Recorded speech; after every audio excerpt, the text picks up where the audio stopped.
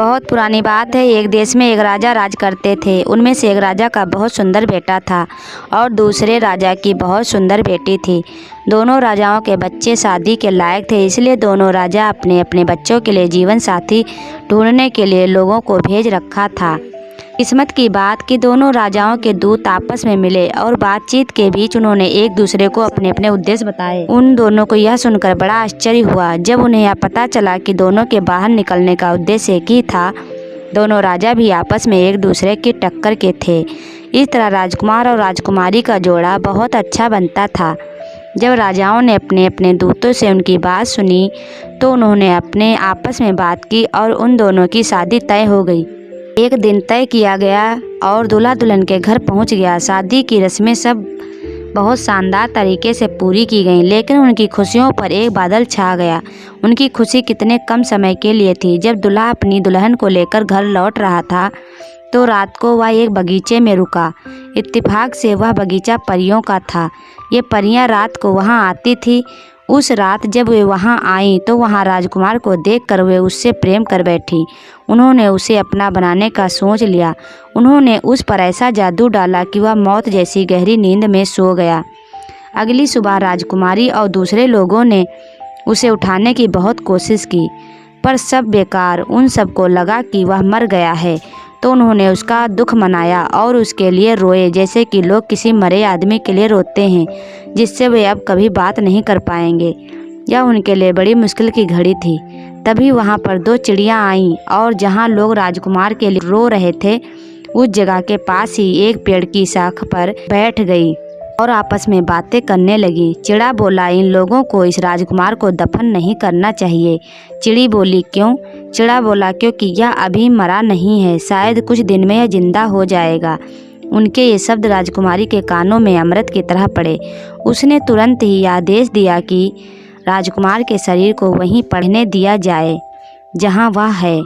उसने उन सबसे यह वादा किया कि वह इस आदेश की वजह उन्हें बाद में बताएंगी। इस आदेश के अनुसार राजकुमार के शरीर को उसी बगीचे में छोड़ दिया गया और बाकी सब लोग अपने अपने घरों को चले गए। दुल्हन के तरफ के लोग एक तरफ चले गए, दूल्हे की तरफ के लोग दूसरी तरफ चले गए। राजकुमारी बहुत समय तक वहीं राजकुमार के पास बैठी रही। राजकुमारी के माता पिता को अपनी बदनसीब बेटी की बदकिस्मती की बात सुनकर बहुत दुख हुआ। वे अपनी बेटी को किसी तरह मनाकर घर ले आईं। कुछ दिनों के बाद जब राजकुमारी उसी बगीचे में गई तो राजकुमार को वहां न पाकर बहुत बेचैन हो गई। राजकुमारी दिन रात रोती रहती थी। कोई चीज़ उसे कोई आराम नहीं दे पाती थी।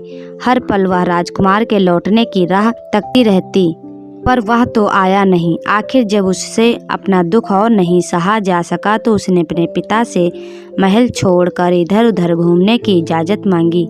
हालांकि पिता उसे इस तरीके से कहीं जाने देना चाहता था, पर अपने मंत्रियों की सलाह पर उसने उसे जाने की इजाज़त दे दी। मंत्रियों का विचार था कि अगर राजकुमारी इसी तरह से यहाँ कुछ दिन और रही तो वह कहीं पागल ना हो जाए। तो उनकी सलाह पाकर राजकुमारी बाहर घूमने चल पड़ी। वह दुखी सी चारों तरफ घूमने लगी। हर आने जाने वाले से वह पूछती रहती, क्या तुमने राजकुमार को कहीं देखा है? क्या तुमने राजकुमार को कहीं देखा है? इस तरह घूमते घूमते और राजकुमार के बारे में पूछते पूछते उसे कई दिन बीत गए, पर कोई भी राजकुमार के बारे में कुछ ना बता सका। आखिर उसे एक बूढ़ा मिला। उसने उससे भी यही पूछा, क्या तुमने राजकुमार को कहीं देखा है? बूढ़ा बोला, मैं एक बगीचे के पास से गुजर रहा था कि मैंने वहां जमीन पर एक बहुत सुंदर लड़के को सोते हुए देखा। मुझे यह देखकर बड़ा आश्चर्य हुआ कि उस नौजवान ने आराम करने के लिए ऐसी जगह क्यों चुनी, तो मैं वहां रुक गया। कुछ पल बाद ही मैंने कुछ परियां वहां आती देखी। उन्होंने उसके सिर के नीचे एक जादू की छड़ी रखी तो वह उठकर बैठ गया और उनसे बातें करने लगी।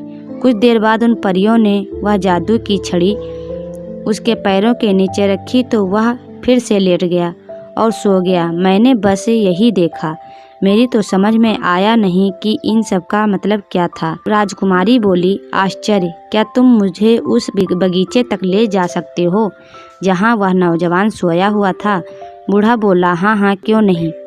कहकर वह उसे उस बगीचे की तरफ ले गया जहाँ वह राजकुमार सोया हुआ था। जब वे वहां पहुँचे तो राजकुमार का शरीर वह देखने में बेजान जैसा पड़ा हुआ था।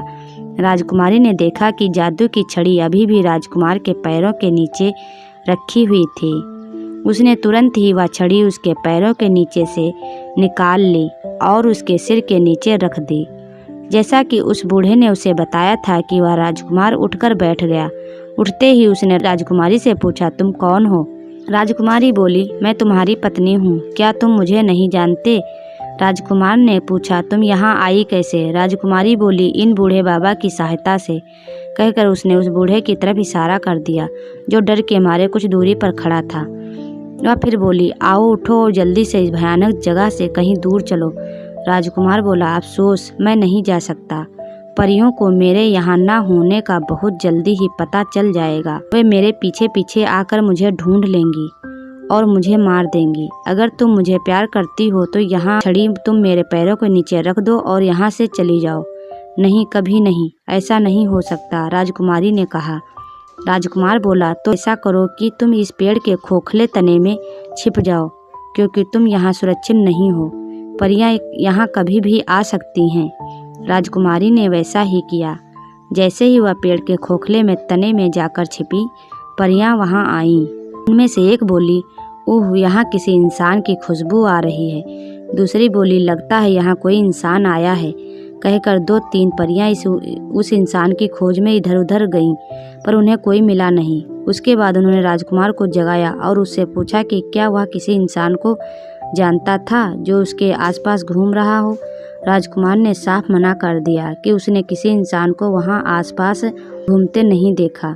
वे बोली, पर हमारा पक्का विश्वास है कि यहाँ कोई इंसान आया था, क्योंकि इंसान की खुशबू हवा में फैली हुई है। कोई बात नहीं, हम लोग यह जगह छोड़कर किसी दूसरी जगह चले जाएंगे। अगली सुबह परियों ने सारा बगीचा देखा, पर उन्हें वहाँ कोई इंसान नहीं मिला। वे दूसरी जगह की तलाश में वहाँ से चल पड़ी। उन्होंने अपने लिए कोई दूसरी जगह ढूंढ ली जहाँ उन्हें लगा कि वहाँ कोई इंसान नहीं आ पाएगा।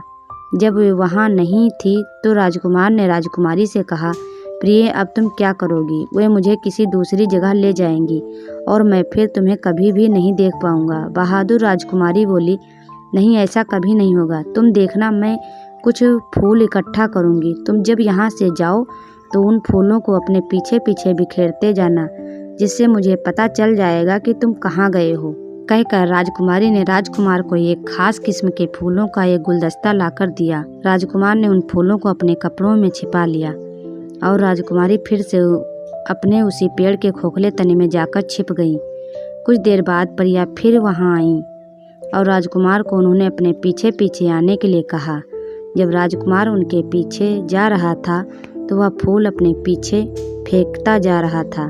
अगले दिन राजकुमारी उन फूलों के सहारे चलती गई जब तक कि वह एक बहुत बड़ी और शानदार घर के पास नहीं आ गई, जो एक महल की तरह लग रहा था। एक देव का वह घर था जिसने परियों को भी बहुत तरह के जादू सिखा रखे थे। राजकुमारी बिना किसी डर के उस महल के अंदर चली गई। उसने देखा कि वहाँ अंदर कोई भी नहीं है, तो वह सुस्ताने के लिए एक जगह बैठ गई। करीब 1 घंटे के बाद देव आया। राजकुमारी को देख कर उसने सोचा कि शायद वह उसकी बेटी है जिसे एक दूसरा देव जबरदस्ती उठाकर ले गया था। वह उसकी तरफ दौड़ता हुआ आया और बोला, ओह मेरी प्यारी बेटी, तुम वापस कैसे आई? उस नीच से तुम कैसे बच पाई? राजकुमारी ने तुरंत ही हालात का अंदाजा लगा लिया। वह बोली, जब वह सो रहा था पिताजी, तब मैं वहाँ से भाग निकली। वह वहाँ जो चाहती वह करती थी और जहाँ चाहती वहाँ जाती थी। उसकी प्रार्थना पर देव ने उसे कई जादू भी सिखा दिए थे, जैसे किसी आदमी को मरा हुआ कैसे दिखाना, फिर कैसे उसे जिंदा करना, छिपी हुई चीज़ों का पता लगाना, आदि आदि। एक दिन उसने अपनी बुद्धि से यह पता लगा लिया कि राजकुमार एक परी के कान के बूंदे में छिपा हुआ है। उसने यह बहाना बनाया कि वह बूंदा उसे बहुत पसंद है, इसलिए वह उसे पहनने के लिए दे दिया जाए। पहले तो परी ने कुछ ना नुकुर की, पर फिर उसे देव की बेटी होने के नाते उस बूंदे को देना पड़ा, लेकिन इस शर्त पर कि वह बूंदा वह उसे अगले दिन लौटा दे। राजकुमारी इस बात पर राजी हो गई। जैसे परी ने उसे अपना बूंदा दिया और वह वहाँ से चली गई। राजकुमारी ने अपने जादू से राजकुमार को उसमें से बाहर लिया। राजकुमार ने बाहर आते ही इधर उधर देखा। राजकुमारी ने उससे पूछा, क्या तुम मुझे पहचानते हो? क्या तुम मुझे नहीं जानते? मैं तुम्हारी पत्नी हूँ। तुम्हारे लिए मैंने अपने पिता का घर छोड़ा। पिता देव अपनी बेटी की शादी की बात सुनकर बहुत खुश हुआ। उसने अपनी बेटी की शादी की खुशी में एक बहुत बड़ी दावत दी, जिसमें उसने सारी परियों को बुलाया। परियों ने राजकुमार को पहचान लिया और उन्हें राजकुमारी पर गुस्सा भी बहुत आया, लेकिन वे देव के गुस्से के डर से कुछ नहीं कर पाईं। राजकुमार और राजकुमारी देव के पास कुछ हफ्तों तक आनंद से रहे। फिर राजकुमार ने देव से अपने माता पिता से मिलने की और राजकुमारी को भी उनसे मिलवाने की इच्छा प्रकट की। हालांकि देव उन दोनों को अपने पास ही रखना चाहता था। फिर उसे राजकुमार को घर जाने की इजाज़त देनी ही पड़ी। उसने उनके लिए बहुत सारी भेंटें इकट्ठी करके उनके साथ रख दी और उनसे जल्दी वापस आने के लिए कहा। और बहुत सारी चीज़ों के अलावा उसने उन्हें एक बैठक भी दिया, जिस पर कोई बैठ जाता था वह उसकी मनचाही जगह पहुंचा देता था। राजकुमार और राजकुमारी के लिए तो वह बहुत ही काम की चीज़ थी। उन्होंने उस बैठक में अपना खजाना भरा और उसके ऊपर बैठकर देव और सारी परियों को विदा कहकर राजकुमारी के पिता के राज चले गए। वे जल्दी ही वहां पहुंच गए, क्योंकि राजा की बेटी घर वापस लौट आई थी और उसका पति भी मरा नहीं, जिंदा था और उसके साथ था। तो उस दिन महल में ही नहीं बल्कि पूरे राज्य में खुशियां मनाई गईं। फिर राजकुमार अपनी दुल्हन को अपने साथ अपने राज्य ले गया। वहां अपने बेटे को जीवित पाकर राजा की खुशी का ठिकाना न रहा। राजा ने जल्द ही राजकुमार को उत्तराधिकारी घोषित कर राजा बना दिया। उसके बाद नया राजा अपनी रानी के साथ खुशी खुशी जीवन बिताने लगा। दोस्तों, आपको यह कहानी कैसी लगी है? अगर अच्छी लगी तो वीडियो को लाइक करें, शेयर करें और कमेंट में आप अपनी राय अवश्य बताएं।